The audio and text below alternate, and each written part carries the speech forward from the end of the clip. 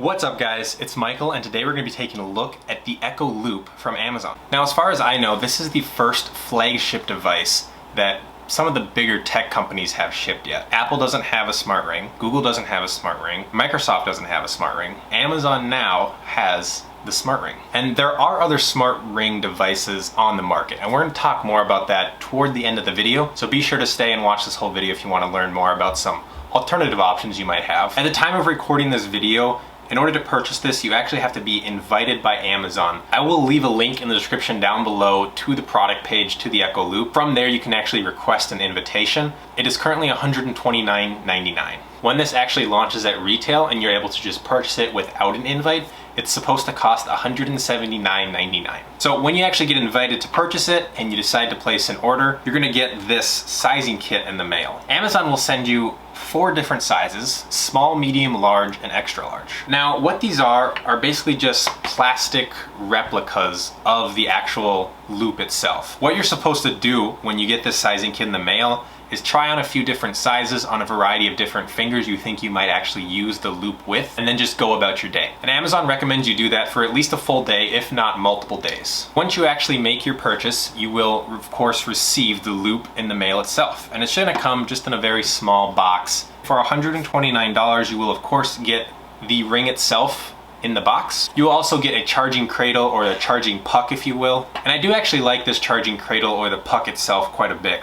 It has these connectors on the back of the device itself that allows you to just put the Echo Loop on it, and there's actually magnets built into the Echo Loop as well as the charging cradle to make sure everything gets connected together securely and you're getting a full charge without having to kind of move it around and making sure it's on right. The magnets do all the work for you. The other thing you'll get is a micro USB cable to actually charge it. It is micro USB, no USB-C here. Of course you'll get a setup manual too. Usually I don't actually even need manuals to set up technology. Usually it's pretty intuitive for me, but this is a new product line. This is something that I wasn't familiar with. I've never had a smart ring before. So this actually did come in handy. Now you will need an iOS or Android device running the Amazon Alexa app. When you do actually open the Amazon Alexa app, you're just gonna wanna go to add a new device and then look for the Echo Loop itself. And because this is a new product device, they're actually gonna give you a few videos and just a few short tutorials on kind of how it works and how the wake button works and how you get Alexa activated. You can even activate Siri and Google Assistant with this as well. Now the way you do that, the way you activate Alexa, is there is actually a wake button built in on this. And the way they're marketing this is that you just press the button with your thumb to activate Alexa. You just press it one time, it'll vibrate, and then you can ask it Alexa questions. If you want to use Siri, you actually have to press and hold, and then Siri or Google Assistant, Bixby, whatever, will come up and you'll be able to use that voice assistant with your device. So that's kind of a quick overview of the setup process for this device. I want to talk a bit more about the technology in here, what this tech does, and how it's built. So this is built out of stainless steel and titanium. It does have 2 microphones built in, so there's one microphone at the top and there is one microphone at the bottom. It also has a speaker at the bottom, battery obviously built inside this. It has a haptic motor for vibration, and then at the top of it there's actually a thicker piece here for the antenna itself. Obviously it has that haptic motor built into it too, so you're gonna get vibrations on your finger itself,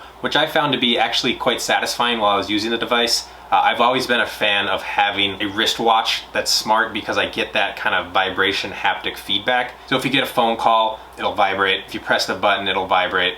It's just a really nice feeling. Now, the other features that you're obviously getting with this is Alexa and the voice assistance itself. So again, you press once to activate Alexa, and when you actually do that, you can ask it simple Alexa type questions. And of course, if you click and hold the device, then you can actually use Siri or Google Assistant and ask them questions from those voice assistants themselves, so you're not limited to just Alexa. So now that we've talked about kind of the invitation process, the price point, the features that this has, and the quality that it has, I want to transition into some of the shortcomings that this device has. For me, unfortunately, this is kind of a lengthy list. And the first thing I want to talk about is the actual speaker in this device. It's not good. It sucks, to be just very honest. It is so hard to hear this thing. They market it as having to kind of use it like this, and you definitely have to, because if you're not, if you're using it right here, and right now it's, you know, maybe a foot and a half away from my head, my ears, it's going to be hard to hear. Now, another thing that I didn't like with this smart device is that there's no health tracking built in. It does not track your steps. It will not track your heartbeat. There is no health tracking in here whatsoever. you'll either have to rely on a smart watch or your smartphone to actually do that. Now the next topic here, let's talk about the actual waterproofing or water resistance. And this is both a shortcoming and also kind of a feature. So this device itself is not waterproof. Amazon recommends if you're gonna be showering, if you're gonna go swimming, you should not have the Echo Loop on your finger while doing those things. However, if you're gonna be washing your hands, doing the dishes, things like that, then it is okay. Now I did test this out while I was using the device, and it held up just fine. I was able to wash my hands and go about my day okay, without any issues. The device still sounds and works very well. Now the last shortcoming I want to talk about, and I feel like we do have a lot of shortcomings with this device, but this is just my honest opinion, it's too thick. How Amazon can address this shortcoming, I don't know. It has 2 microphones, it has a speaker, and it has vibration. Obviously all that tech, you're gonna need to make a device where it can fit everything inside of that small package while also fitting on the size of your finger. The issue I found with how thick this device is that it would often get in the way of me just going about my everyday life. I definitely noticed this a lot when I was using like a mouse. Typing was fine, but actually using a mouse, if you're using a mouse and let's say you're right-handed and you use your mouse with your right hand and you have this on your right hand, it's gonna get in the way. It's very intrusive, it's annoying, it's something I didn't like, and that I ended up having to actually take the device off in order for me to feel more comfortable with the mouse. The other thing that I found is when I was using an Xbox controller or a PlayStation 4, it was very much intrusive then too. It would constantly get bumped or just overall get in the way. And the other thing that I want to note is each time you do bump this, whether you're bumping it on a mouse, an Xbox controller, a PlayStation controller, against the wall, because of the haptic feedback in there and the vibration motors, every single time you bump it, you kind of get like a vibration, kind of haptic feeling. You could argue a lot of these issues was because I was using my pointer finger, and I would agree with that. But at the end of the day, you only have 5 fingers to choose from. Your thumb, not gonna work for this. Your pinky, probably not gonna work either. So that kind of leaves your 3 fingers here left. You can choose between these 3 fingers to put the actual Echo Loop on. You have your ring finger here, so if you're married or if you plan on getting married, that kind of is out of the question. You can't use that one. The other finger I kind of experimented with, and I did use both hands when I was doing the actual sizing kit, was the middle finger, and that's one I kind of considered a lot. The issue with the middle finger is, again, if you aren't married, if you don't plan on getting married or putting anything on your ring finger, it'll probably be fine. If you do plan on getting something on your ring finger, or if you already have a wedding band, it gets in the way, it bumps, and because of how thick it is, it just feels like there's something stuck in between those 2 fingers.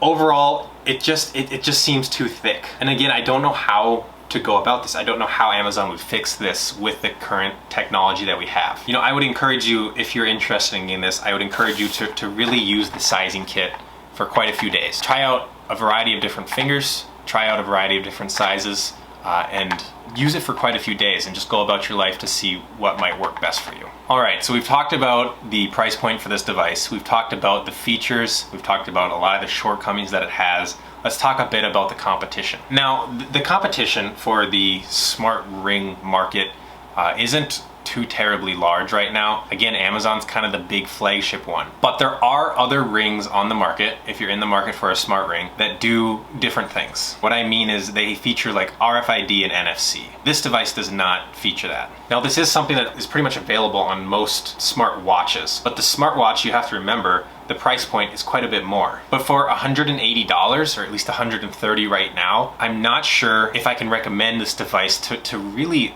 a whole lot of people when you consider the competition. I don't really think this device is for blue collar workers, so if you work in healthcare field or if you work in manufacturing or construction, it's just gonna get caught on things. If you're a tech person, an early adopter, you could argue that this might be something that you want, but if you already have a smart watch, I didn't find what the benefit to getting a smart ring was. The only thing that this has that this doesn't is Alexa. So that kind of leaves, who is this for? When you consider the competition, who is the Echo Loop for? Especially at this day one editions thing that Amazon is doing. I would say that if you are completely engulfed in the Amazon ecosystem, if you just love Amazon and you have like you have your to-do lists on Amazon, and you're just fully engulfed in their kind of ecosystem, this might be something that you like. If you have a smartphone right now and you can't afford a smart watch for whatever reason, maybe the price point's just a bit too high, this is a good middle point for that. So overall, we have to keep in mind that this is a day one edition of a brand new product line. It's a smart device that not a lot of other companies have taken a stab at yet. It has a good amount of features, but I feel like for every feature it has,